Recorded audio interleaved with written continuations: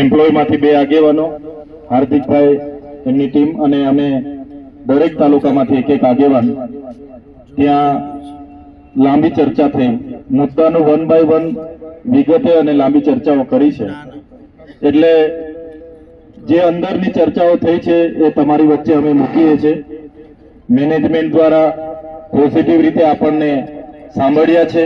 એક મુદ્દા પર એમણે જવાબો પણ આપ્યા છે અને એમનાથી જેટલું થઈ શકે એ એમના મર્યાદામાં રહીને એમણે આપણને જાણ પણ કરી છે કે ભાઈ અમારી મર્યાદા આટલી છે, આટલે સુધી અમે કરવા માંગીએ છીએ. અને એમણે છેલ્લે આપણને અપેક્ષા પણ આપણા પર રાખી છે કે જેટલા પણ અમે કહીએ છીએ તમે બહાર જઈને વાત મૂકજો અને વાત તમામ કર્મચારીઓ અમારા છે, કામે લાગી, એવી પણ એમણે અપેક્ષાઓ આપણા પર રાખી છે.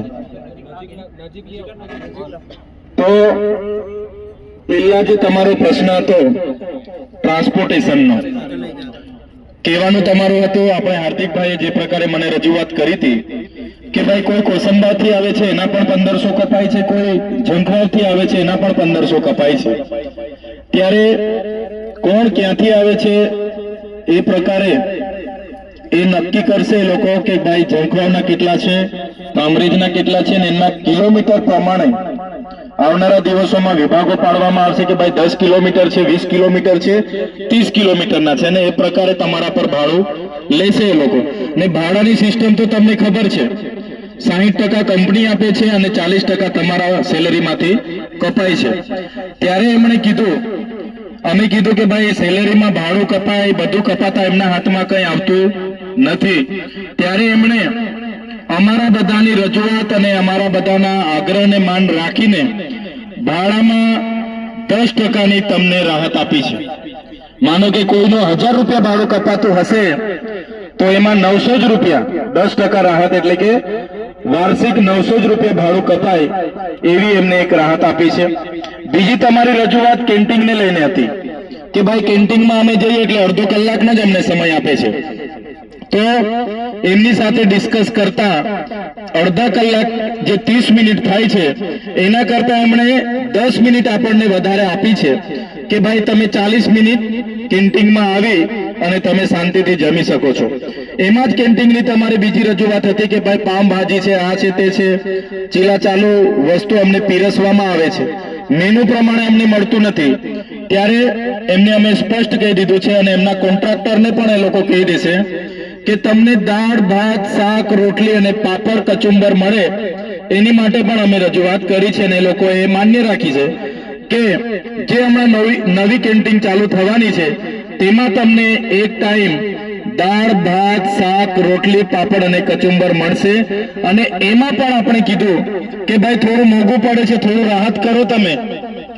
એમને કેન્ટીનના પૈસા કપાવવાથી બીજું કંઈ વધતું નથી, તો કેન્ટીનના પૈસામાં પણ તમને 10% રાહત આપવાની એમણે કીધી છે. માનો કે તમને મંથલી તમારા કેન્ટીનના પૈસા થાય છે 1000 રૂપિયા, તો એમાં પણ 10% રાહત એટલે કે 900 જ રૂપિયા. તો એક દાખલો આપું છું, કદાચ તમારા 600 કપાતા 700, મને કોઈ આઈડિયા નથી, પણ એમાં 10%ની કંપનીએ રાહત આપવાની વાત કરી છે. એમાં પણ કંપનીએ કીધું કે અમે 60-40 ના રેશિયા પ્રમાણે 60% કંપની ચૂકવશે અને 40% લેબર ચૂકવશે. એટલે ટ્રાન્સપોર્ટેશનમાં 10% અને કેન્ટીનમાં 10%, એટલે 20% આપણને બંને જગ્યાએ 10-10%ની રાહત એમણે આપી છે. બીજી તમારી પગારની બાબતો હતી, તો પગારની બાબતોમાં ઝીણી બહુ જ લાંબી અમે ચર્ચા કરી છે. જે મહત્વની બાબતો છે એની જ વાત હું તમને કરું છું, બીજી વાતો તમારા માણસ કરશે. તો પગારની બાબતોમાં અમે ઝીણી બધી જ ચર્ચાઓ કરી. તો એમાં જે વિભાગો છે કે ભાઈ કુશળ શ્રમિક, અર્ધ કુશળ શ્રમિક અને બિનકુશળ શ્રમિક અને ગવર્મેન્ટના જે પણ ધારાધોરણો બધું છે, ઇન્ક્રીમેન્ટ છે, બધી જ બાબતો અમે ચર્ચા કરી. તો એમણે અમને સ્પષ્ટ કીધું છે કે હમણાં જે પણ લોકો મહિનાના 26 દિવસ ભરશે એ લોકોને અમે હાલમાં 17,500 હાલમાં મળશે અને 1100 રૂપિયા ઇન્ક્રીમેન્ટ મળશે. પગાર વધારાની બાબતો હતી ને, ઘણા લોકોની રજૂઆત હતી કે ભાઈ અમને આજે પણ 13,500 મળે છે, 15,000 500 મળે છે કે 15,208 રૂપિયા મળે છે, એ બધી રજૂઆતો હતી. તો એ બાબતે આપણને જે અંદર ચર્ચા કરી એમણે આપણને એવું કીધું 26 દિવસ જો આપણા એમ્પ્લોય ભરે છે તો એમનો પગાર સ્લીપ એમની 17,500 ની બનશે અને 1,100 રૂપિયા એમને દર મહિનાનું ઇન્ક્રીમેન્ટ મળશે. બીજું એમણે કીધું કે મહિનામાં 1.5 દિવસ CL મળશે. 1.5 દિવસ 20 દિવસમાં 1 દિવસની, એમાં કોઈ પગાર કપાય ના. 20 દિવસમાં તમે 1 દિવસની રજા મૂકી શકો છો અને 26 દિવસમાં 1.5 દિવસ તમે રજા મૂકશો તો પણ તમને એનો પગાર મળીને તમારું થઈ જશે. બીજું એમણે કીધું કે જે ઓવરટાઈમ તમે કરો છો, કેટલાકને રવિવારે આવો છો અને ઓવરટાઈમ તમારો જે થાય છે, વધારાની ઓટી થાય છે, તો એ ઓટીના ડબલ ગણીને એમને તમને ચૂકવણા થશે. પણ એ ઓટી કરો એટલે તમારે ચાલુ દિવસે રજા પાડવાની થતી નથી. જો તમે ચાલુ દિવસે પછી રજા પાડશો તો ઓટી તમારા 26 દિવસના સિલેબસમાં ગણાઈ જશે. એવું એમણે આપણને જાણ હમણાં કરી છે. એ જ પ્રકારે બોનસમાં એમને બોનસની આપણી વાત હતી કે ભાઈ બોનસ અમને 8.33% જે અમારા ધારાધોરણ છે એ પ્રમાણે મળવું જોઈએ. તો એમણે આપણને એવું કીધું છે કે બોનસ અમારે હમણાં સુધી તો અમે મંથલીના પગારમાં એડ કરતા હતા, પણ તમે નક્કી કરો અમારે મંથલીના પગારમાં એડ કરવા છે કે તમને દિવાળી પર એક સાથે બોનસ આપવાનું છે. એ એમણે અમને પૂછેલું છે. તો તમે હાર્દિકભાઈને જણાવશો કે ભાઈ આપણે મહિને એડ થાય છે એમ જ રાખો તો એમ જ રહેશે, અને તમારે જો વર્ષે એક જ વાર બોનસ લેવાનું હશે દિવાળી પર તો એ બોનસ તમને એક જ વાર દિવાળી પર જે પણ મળવાનું પાત્ર થશે 8.33% રૂપે એ તમને મળશે. ત્રીજો પગાર બહુ જ માથાકૂટ કરી હમણાં કે ભાઈ તમે હમણાં પગાર અમારા લોકોને વધારી આપો. પગાર આટલામાં પોસાતો નથી, મોંઘવારી છે, દૂર દૂરથી આવે છે, કપાઈ છે, આ છે, તે છે, બધી જ પ્રકારની બધા જ લોકોએ વારા પરથી રજૂઆત કરી. તો એમને થોડા નીતિ વિશે એક નિયમો અમને બતાવ્યા, સરકારશ્રીના પરિપત્રો અમને બતાવ્યા. એટલે એમણે આપણને ચોખ્ખું જ કીધું છે કે આપણા જેટલા પણ એમ્પ્લોય છે બધાનું વર્ષ પૂરું નથી થતું. જેવું વર્ષ પૂરું થશે એટલે 1 એપ્રિલથી પગાર વધારો કરી આપવાની એમણે આપણને બાહેધરી આપી છે. ફિગર આપણને કીધું નથી કે 1 એપ્રિલથી તમારો પગાર કેટલો વધાવીશું, 3500 વધાવીશું, 2200 વધાવીશું કે 5000 વધાવીશું કે 7000 વધાવીશું, એવો ચોક્કસ ફિગર એમણે આપ્યો નથી. પણ એમણે કીધું કે થોડા સમયમાં અમે જણાવીશું. અમારા ડિરેક્ટર બોર્ડ ઓફ ડિરેક્ટરની મીટિંગ થશે, એમાં અમે એપ્રુવલ મૂકીશું અને 1 એપ્રિલ જે નવું વર્ષ શરૂ થશે ત્યારે લગભગ બધાના 1 વર્ષ થઈ જશે. તો તમારો બધાનો અહીંયા બેઠેલાની વાત હું નથી કરતો, આ જે પણ વાત થાય છે તમારા 8500 કર્મચારીઓની જ વાત થાય છે. અહીંયા બેઠેલા 500 લોકોની હું વાત નથી કરતો. એમણે જે બધી મંજૂરી આપી છે એ બધા માટેની જ જે વાત છે એ જ વાત કરું છું. ત્યારે તમારે ગોલ્ડી સોલરના 8500 કામદારો છે એમના પગાર વધારાની મંજૂરી 1 એપ્રિલથી એ લોકો આપવાના છે. પણ આટલો જ પગાર વધારો થશે એવો ફિક્સ આંકડો આપણને આપ્યો નથી, પણ એમણે ખાતરી આપી છે, મને પણ કીધું છે કે 1 એપ્રિલથી અમે ચોક્કસપણે એમનો પગાર એમના મેન લોકો સાથે બેસીને અમે વધારી આપીશું. આ એક વાત થઈ છે. બીજી તમારા કામના કલાકોને લઈને પણ એમણે કીધું છે કે અમને બધાને કીધું કે બધા જ અમારા કામદારો છે, પરિવારના કામદારો છે, ખૂબ સારું કામ કરે છે. તો જે પણ 6 દિવસની હડતાલ છે એ હડતાલ જે પણ મુદ્દાઓ છે બધા જ મુદ્દા અમે 1 by 1 એમણે એ કર્યા છે. બીજો કયો મુદ્દો છે તો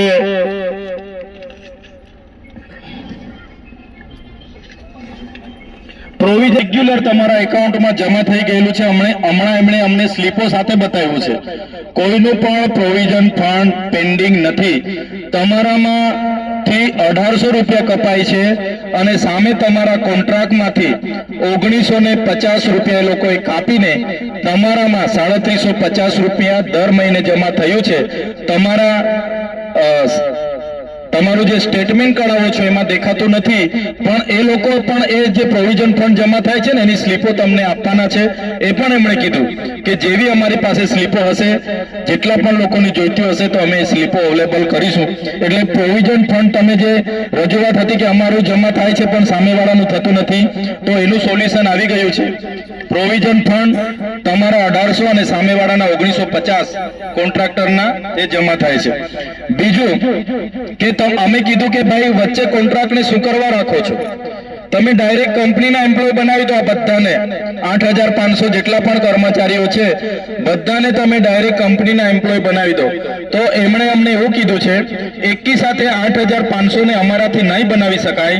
કંપની આ વર્ષથી ચાલુ થઈ છે, ધીરે ધીરે ગ્રોથ કરે છે, ત્યારે એક વખતે 100 જણ, બીજી વખતે બીજા 100, 300, 400 એમ કરીને જે લોકોની હાજરી વધારે હશે, જે લોકો કાયમી હાજરી છે, જેનું પ્રોડક્શન પણ વધારે હશે, તો એ પ્રમાણે અમે ધીરે ધીરે બધાને કરીશું. એમણે હમણાં અમને એવું જણાવ્યું કે 91 જણને, એમાંથી 91 જણને અમે કંપનીના એમ્પ્લોયમાં લઈ લીધા છે અને ધીરે ધીરે 100, 200, 300, 400 એમ કરીને બધાને અમે કરીશું. ને 1 વર્ષ પૂરું થશે તો જેમ બને મોટી સંખ્યાને અમે કંપનીના એમ્પ્લોય તરીકે લઈ લઈશું, એવી એમણે અમને જાણ કરી છે. બીજો તમારો મુદ્દો હતો કે 85% સ્થાનિક એમ્પ્લોય હોવા જોઈએ, તો એમણે અમને બધી જ વાતો કરી. એમણે કીધું કે 85%ના રેશિયા કરતા પણ અમે વધારે છે, આપણા સ્થાનિક લોકો આપણે ત્યાં વધારે છે એવું અમને કીધું હમણાં. એટલે એ પણ પ્રશ્ન આપણો સોલ્વ થઈ જાય છે. તમે મહિનામાં 2 રજા વિના પગારની વાત કરતા હતા, એમાં 1.5 રજા એમને સરકારના ધારાધોરણ પ્રમાણે કીધા છે. તો આ પ્રકારની ત્યાં મેનેજમેન્ટ સાથે ચર્ચા થઈ છે. હવે આગળની થોડા દિવસ પહેલા ગોલ્ડી સોલારના કામદારો કેટલાક લોકો મારે ત્યાં રજૂઆત કરવા માટે મને મળવા આવ્યા હતા અને એમણે 10 જેટલા મુદ્દાઓનું મને આવેદનપત્ર આપ્યું હતું અને કીધું હતું કે આટલી જગ્યાએ અમને ભેદભાવ થાય છે, અસમાનતા થાય છે, તમે રૂબરૂ આવો અને એનું નિરાકરણ અમને કરી આપો. ત્યારે આજે અમે ગોલ્ડી સોલાર જે પ્રાઇવેટ લિમિટેડ કંપની છે ત્યાં આવ્યા છે. તો અહીંયા આવીને જોયું તો 6 દિવસથી કેટલાક કામદારો હડતાલ પર છે, જેમાં 850 જેટલા કામદારો હડતાલ પર છે. ત્યારે અમે એમના મેનેજમેન્ટ સાથે એના યોગ્ય નિરાકરણ માટે પ્રયાસો કરી રહ્યા છે.